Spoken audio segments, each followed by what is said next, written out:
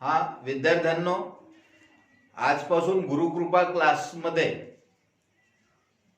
मी NK. देव sir आपल्याला भूमितीविषयी मार्गदर्शन करणार आहोत. इयत्ता 9वीचं मराठी मीडियमचं पहिलं प्रकरण जे आहे भूमितीतील मूलभूत संबोध. या चॅनलवर आजपासून मराठी मीडियमचं इयत्ता 9वीचे पहिल्या प्रकरणापासून सर्व एपिसोड सुरू होणार आहेत. ज्या विद्यार्थ्यांना हे चॅनल आवडेल त्यांनी प्लीज सबस्क्राईब करायचं आणि रेग्युलर चॅनल पहा, रेग्युलर प्रत्येक एपिसोड पहा. या एपिसोडपासून तुम्हाला भरपूर फायदा झाल्याशिवाय राहणार नाही. आणि जर तुमच्या लक्षात आलं तर प्रत्येक एपिसोड, प्रत्येक प्रकरणाचा, प्रत्येक एक्झरसाइजचा हा मी आपल्या समोर ठेवणार आहे. तर यामधील आजचं आपलं जे पहिलं प्रकरण आहे ते प्रकरण आहे नंबर 1 प्रकरण भूमितीतील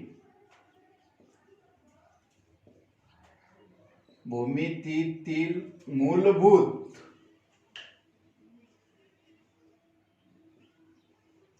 संबोध. हे आपल्या पहिल्या प्रकरणाचं नाव आहे, भूमितीतील मूलभूत संबोध. आजपर्यंत आपण इयत्ता 8वी पर्यंत जे काही शिकलो त्यामध्ये आपण बिंदू पाहिला, रेषा पाहिली, प्रतल पाहिला. रेषा, प्रतल आणि बिंदू इथपर्यंत आपण इयत्ता 8वी पर्यंत शिकलो. त्यानंतरचा जो इयत्ता 9वीचा भाग आहे यामध्ये थोडाफार विस्तृत स्वरूप येते भूमितीचं. यातल्या पहिल्या प्रकरणामध्ये आपण जे शिकणार आहोत त्या संबंधीची थोडीशी माहिती घ्या. सर्वप्रथम आपल्याला हे माहिती आहे, जी संख्या रेषा आपण इयत्ता 7वी मध्ये 6वी पासून पाहत आलो त्या संख्या रेषेवर ही एक संख्या रेषा असते.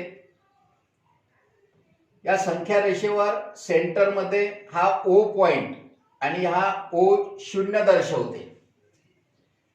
या संख्या रेषेच्या म्हणजेच आपल्या उजवीकडे ह्या धनसंख्या असतात. धन 1, धन 2, धन 3, धन 4, 5 ह्या सर्व पॉझिटिव्ह संख्या असतात, धनसंख्या. आणि या शून्याच्या डावीकडे म्हणजेच आपल्या हाताच्या डावीकडे ह्या ऋण संख्या असतात. ऋण 1, ऋण 2, ऋण 3 या पद्धतीनं अनंत. इकडे देखील भरपूर संख्या असतात. हे आपण पहिले शिकलेलो आहोत. यामधली कोणती संख्या कोणत्या संख्येपेक्षा मोठी आहे हे देखील आपण शिकलेलो आहोत. पाहिलं, या शून्याच्या उजवीकडे जे पॉझिटिव्ह नंबर आहे, जे धनसंख्या आहे, ह्या सर्व धनसंख्या शून्य आणि ऋण संख्येपेक्षा मोठे असतात.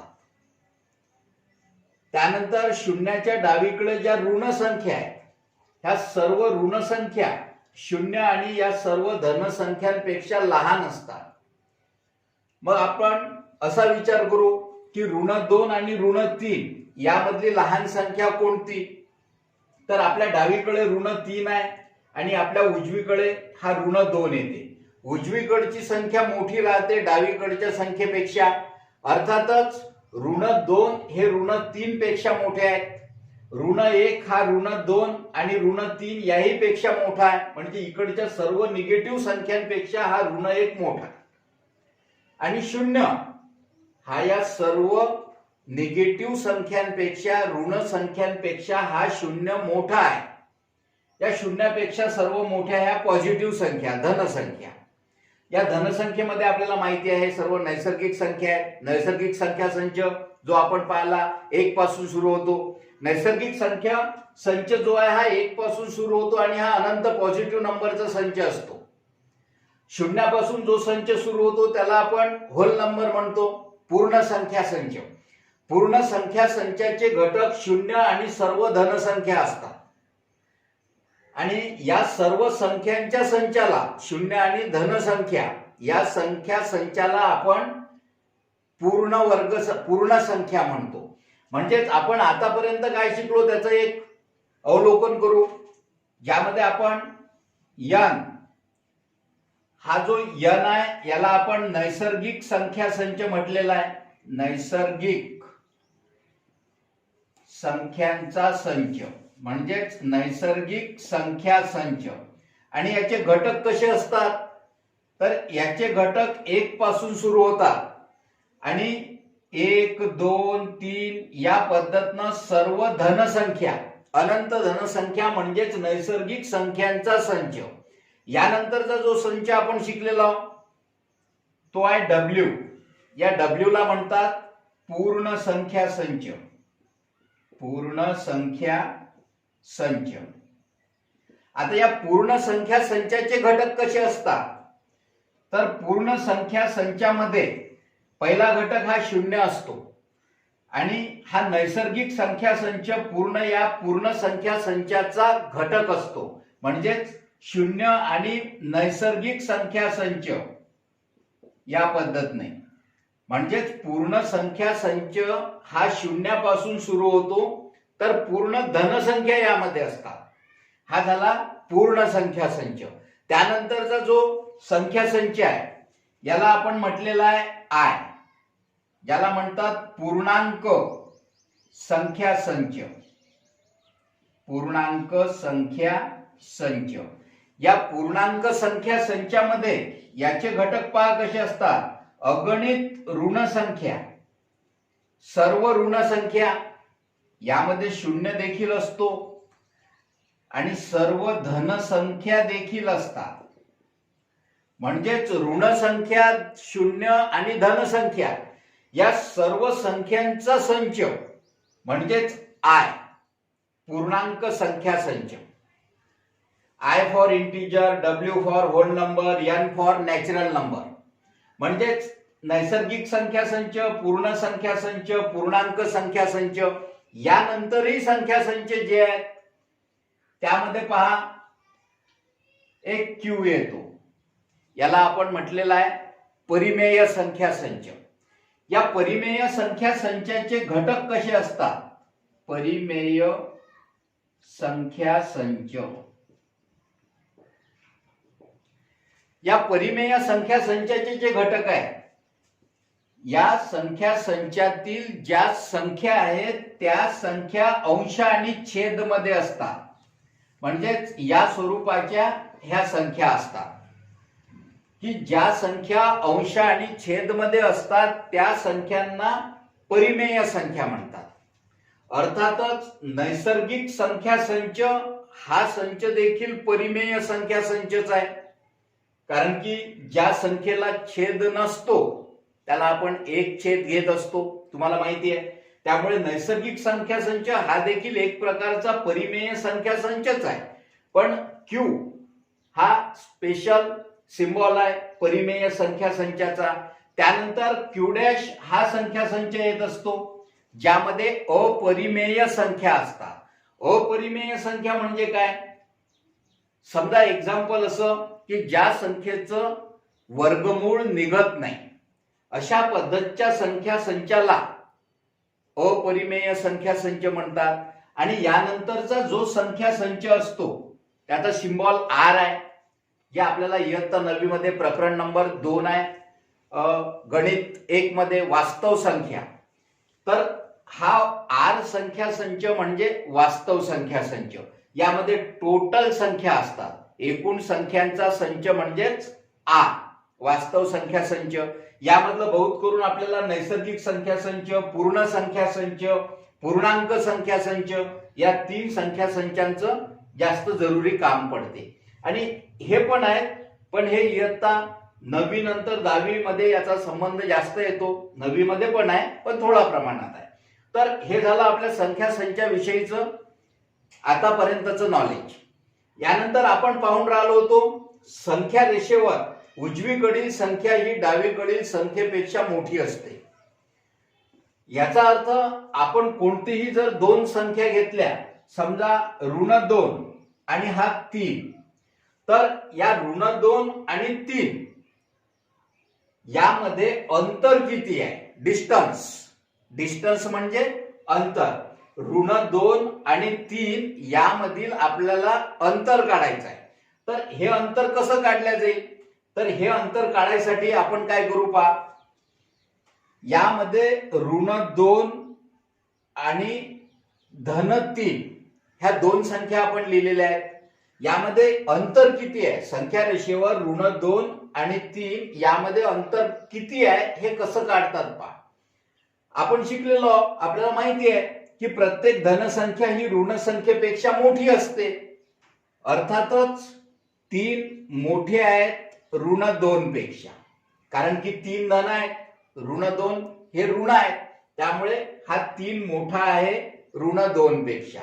मग याच्यातलं अंतर काय असेल? तर अंतर काढायचं सूत्र जे आहे 3 ऋण 2.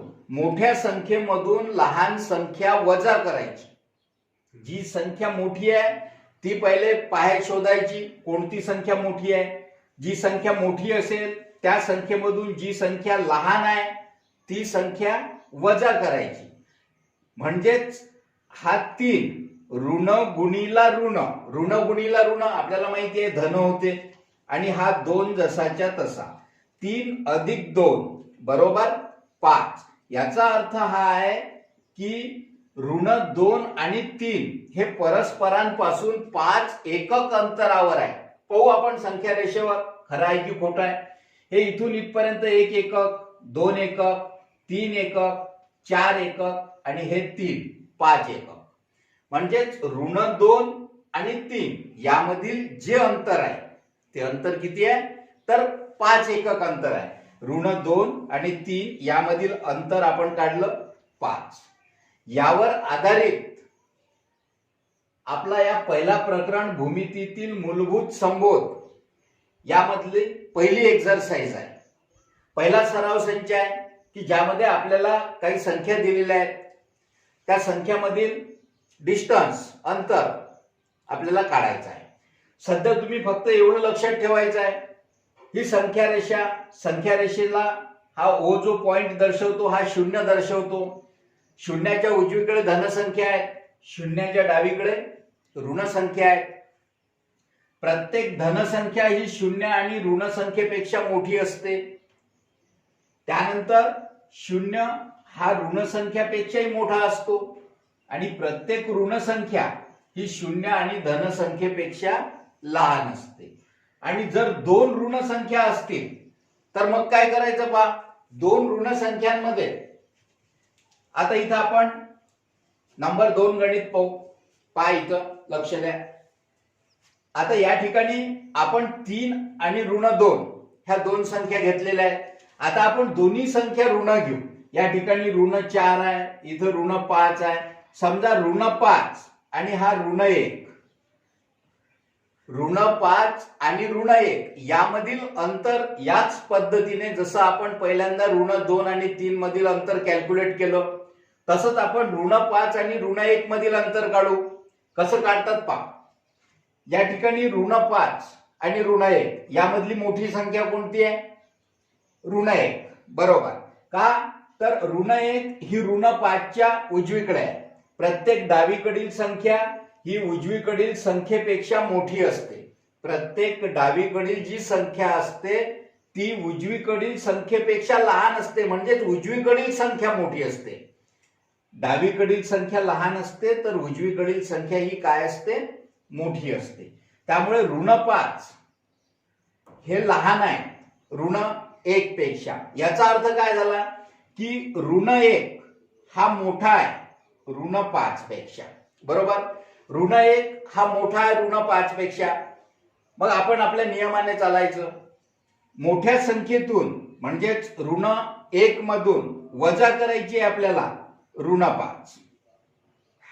ऋण 1 मधून ऋण 5 आपण वजा केले. का केले?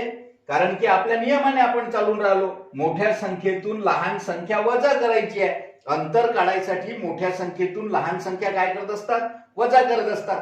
त्यामुळे ऋण 1 वजा ऋण 5. मग हा ऋण 1 जसाच्या तसा, ऋण गुणिला ऋण बरोबर काय होत असते? धन. हा 5 देखील मग जसाच्या तसा. आता ऋण 1 धन 5 याचा आन्सर काय आहे ते, याचं उत्तर काय आहे ते, ऋण 1 धन 5 बरोबर धन 4. याला चिन्ह नाही म्हणजे धन चिन्ह आहे. तर याचं उत्तर आलं 4. म्हणजेच ऋण 5 आणि ऋण 1 यामधील जे अंतर आहे हे किती आहे, तर 4 एकक आहे. 4 एकक. या ठिकाणी पहा ऋण 5 हा या ठिकाणी ऋण 5 आहे, हा ऋण 1 हा ऋण 1 आहे. यामधील अंतर पाहू, इथून इथपर्यंत 1 एकक, 2 एकक, 3 एकक, 4 एकक. तर या पद्धतीने आपण या पहिल्या एक्सरसाइज मध्ये या पद्धतीचे आपण अंकांमधील अंतर शोधणार आहोत. तर अंकांमधील अंतर शोधायसाठी हे आपल्याला काही नियम दिलेले आहेत. या नियमाने आपण 2 अंकांमधील अंतर काढू शकतो. जे नियम आता तुमच्या सर्व लक्षात आलेले आहेत. यावर आधारित आपण एक्सरसाइज